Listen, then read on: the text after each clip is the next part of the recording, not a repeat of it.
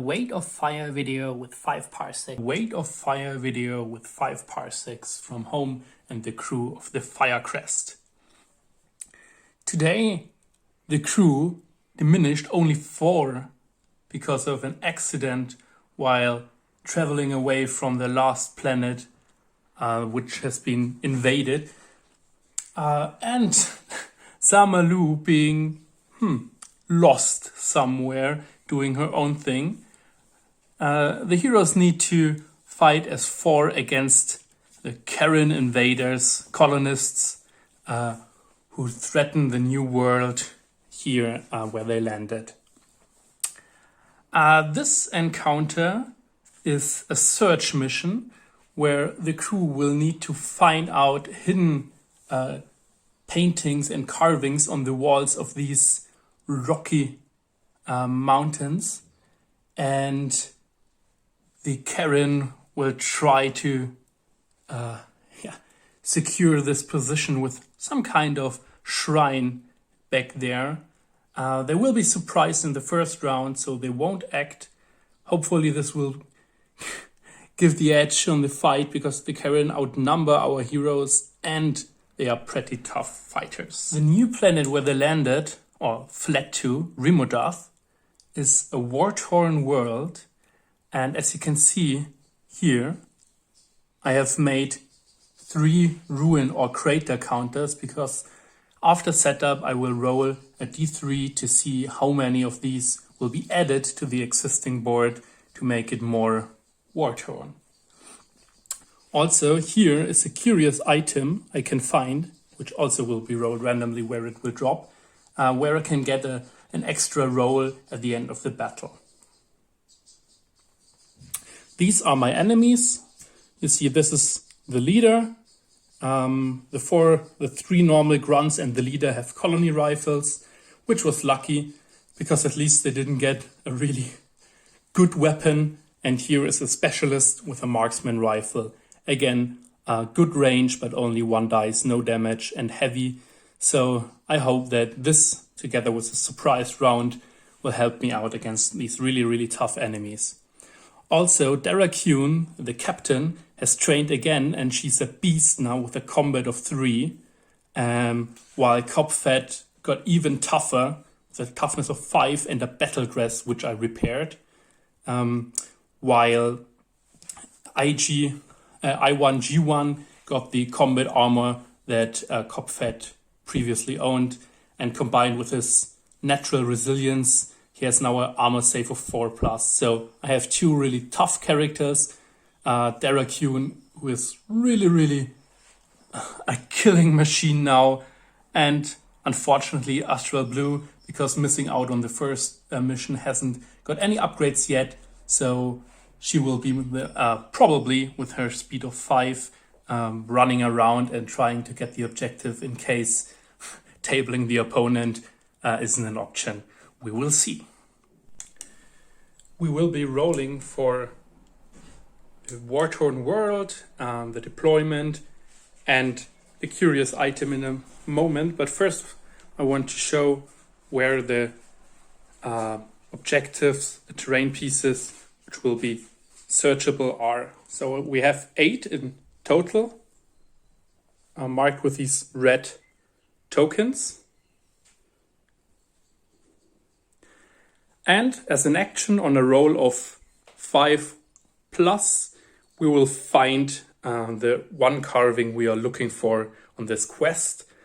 And if we are unlucky, it can happen that we can't find anything and we lose automatically.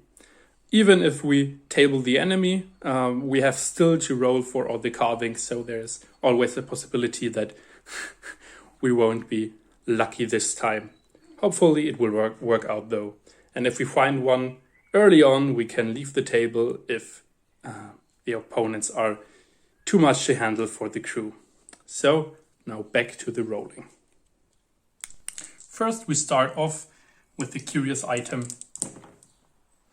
This will be 5 + 2 inches to the right from the middle of the board. Next up we see how much war-torn craters and ruins we will have. So the big die is the D3, the little ones are the randomized position of the first one. And then I will roll the others after that.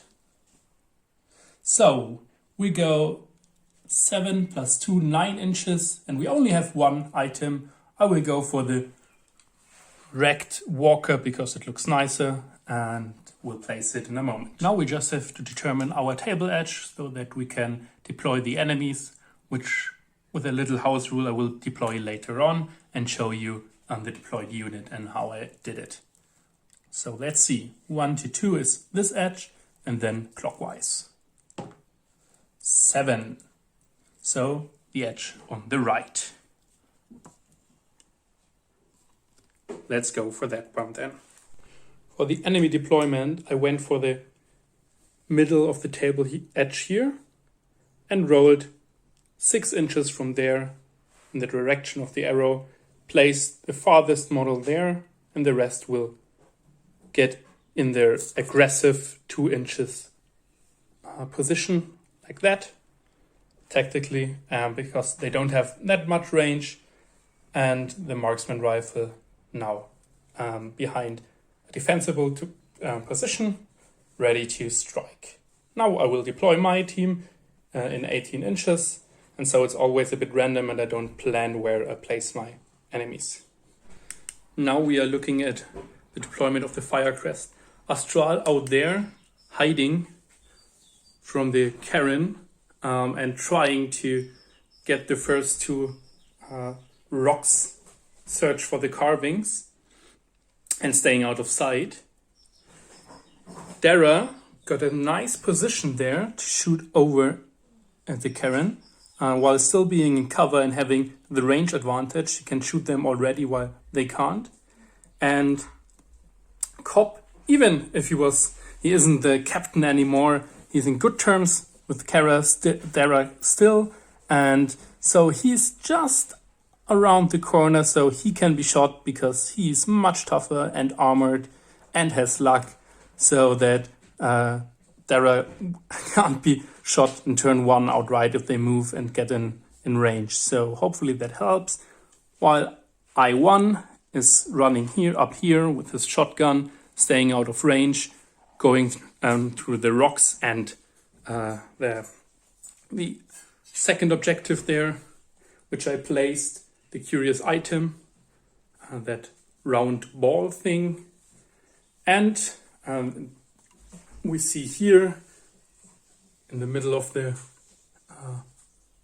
picture, we see the ruined walker which rolled there in the beginning. So we're ready to go, and we will roll for a surprise, even though the enemies don't act, so I guess that won't be necessary at all, because in round 1 they won't do anything anyways. Let's roll!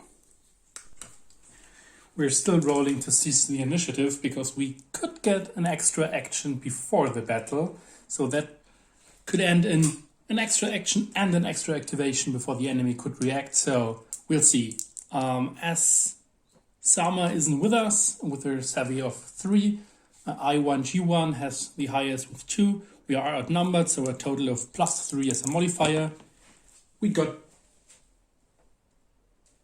a 9 plus 3.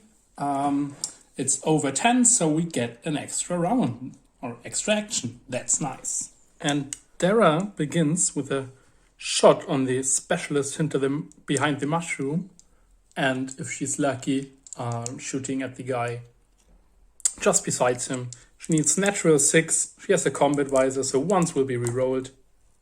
Nothing. The rest will just move on and get in a better position, and we will see that after I've done the first action in turn 1. So in the real game, Dara hit with height advantage, so seeing the first one of the K'erin completely, hit both times but couldn't get above the toughness of 4.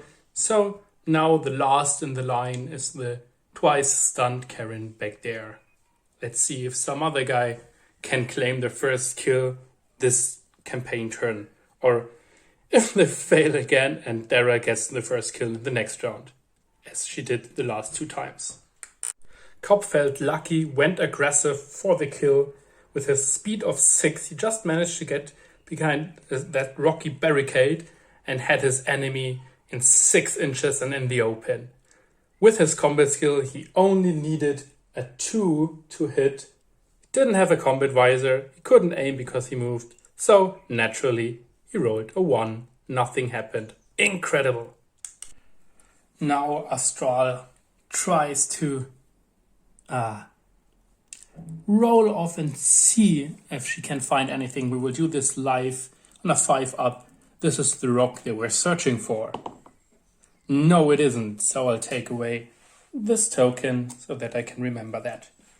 And IG is the last one to go. I think he has to help Cobb a bit. That is now in a precarious situation with only 1 stunned, the other unharmed. Not as I expected it would go after turn 1 where they couldn't react. I1 G1 ran through that little hole there, so that he was just in range of the furthest of the K'erin, still being behind cover, seeing him in the open, and thanks to his battle visor, he could reroll that 1-1 he rolled, got 2 hits in the open with a combat of 1. He rolled 2 4s, which were enough, and one of the hits managed to kill the enemy. The only problem with this, he doesn't get extra XP for the first kill. Well, at least 1 is dead. That was worth it. This is the second turn now. We're looking at the reactions. As the enemies are stubborn, I don't have to roll for the first casualty. That's bad.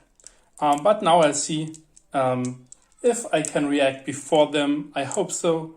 All my crew members are really slow to react, with only I1 having a reaction of 2. But let's hope and roll. 1, 2, at least IG can go first.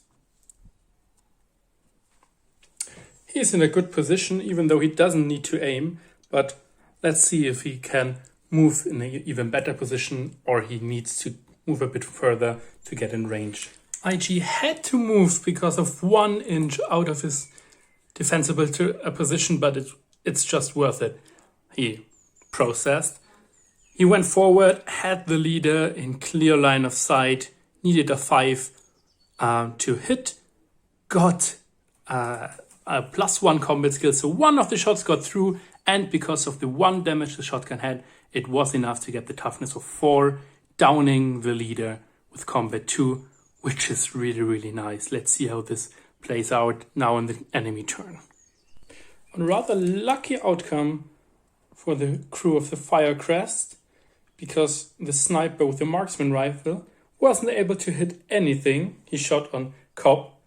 The second guy sprinting 5 inches just there, shooting in the open at I1 G1, who was in 6 inches, so he could hit him on a 2, did the same as we did before. He rolled a 1 with no reroll, so no hit there. And the last one, the stunned one, got rid of 1 stun token and managed to stun Cobb, but nothing more. Now the rest of the crew has their turns, and Cobb can't charge now because he's stunned, but his pistol will still do a lot of damage. Hopefully. Star is just in range to get to the next formation there with her 5-inch movement, and she will search again for the inscriptions. And she found them! Oh, you can see that here now. She found them already. So if it's looking dire, we can just get out of here. But I think she will still try to get the item here. And it looks for now pretty good that the fight will go in our way, but we'll see. They're back there on her vantage point. Shot 2 of the guys she could see in the open from up there.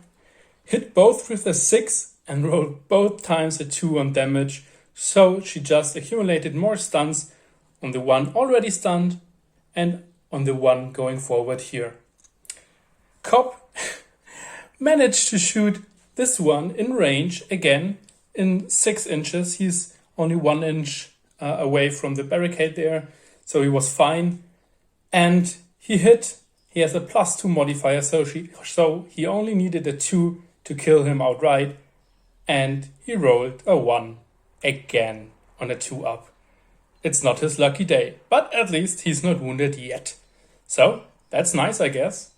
And the K'erin can't charge forward, which is buying me a bit of time, which is also good. As we did the second casualty, we now have to roll for morale, and we see a 6, so no one runs away. Next up, our reactions.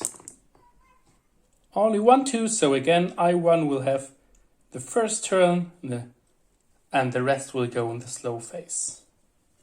So, let's see again where we are standing.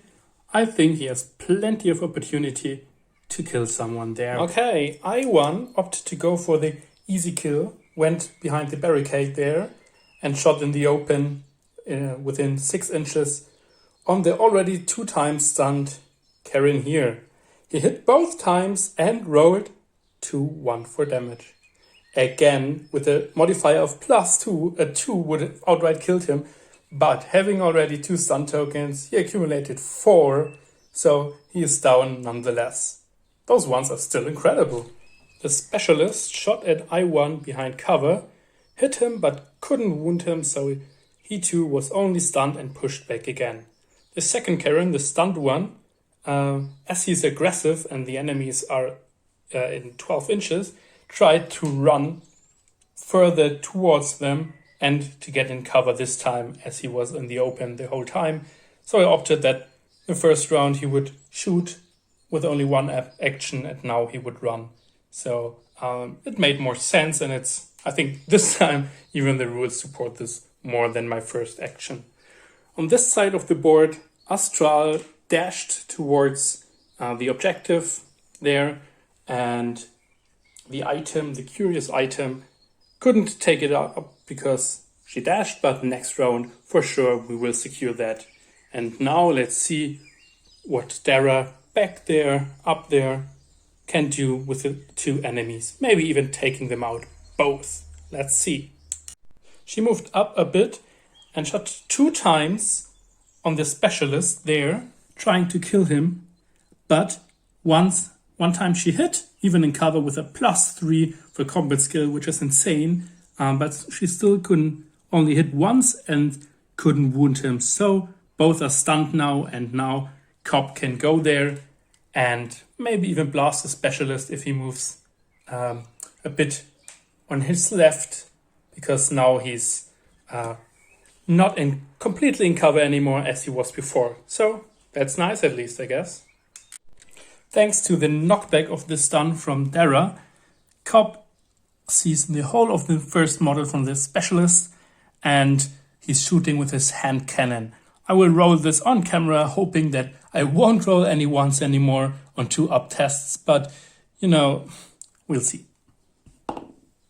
Oh, he hits, and he wounds on a 2-up. And a 2, we got it. +2 with damage is a 4 of the toughness of the K'erin, and the specialist dies. Well, maybe I should have rolled everything on camera, shouldn't I? With only 1 left, now we will have see if the last one panics. No, but 2 died, so I roll another time. No, he's still standing. He has to defend his honor and kill all of my crew. Let's hope he doesn't achieve his goal. Let's roll for the reactions, just here, really quick. Oh no, nothing that I can use, so the last one will go first. And probably initiate a brawl, the first brawl of this campaign for me. He's stunned but can still move, and if he engages me, we will fight. Good thing that Cobb, in theory, is a really good brawler. Now we have an epic last duel, and the K'erin is engaging Cobb. Both have a blade for melee combat. Cobb has a +1 fight, the K'erin has a +1 fight, so it's pretty balanced. Cobb can use the damage bonus of his pistol, which is a +2, even with his brawl. So if he hits, he has a slight advantage, but we will see. Red is the enemy, blue is Cop. So we've got a hit on the K'erin. Let's see if Cop can wound him with his pistol damage. He only needs a 2, so let's see.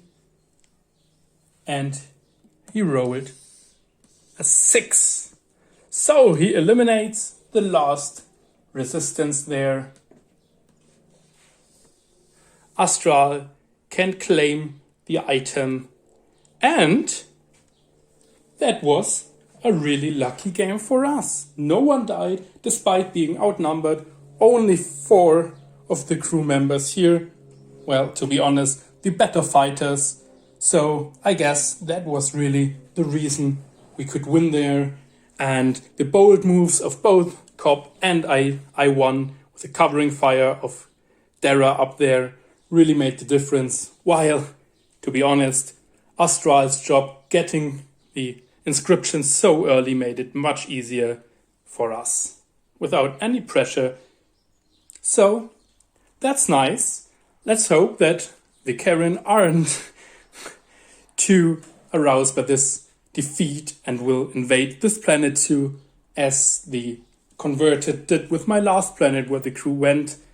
So yeah, we will see that later.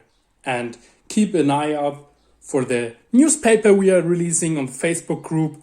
There you will always have the newest information together, and you can read that along with our battle reports. Thanks for watching. I hope you enjoyed this one. Be sure to check out the other Weight of Fire stuff, the Weight of Fire Facebook page, and also the Hobby Hangout Weight of Fire Facebook page, where you can post also all your pictures and battle reports and your hobby things you are doing. Thank you.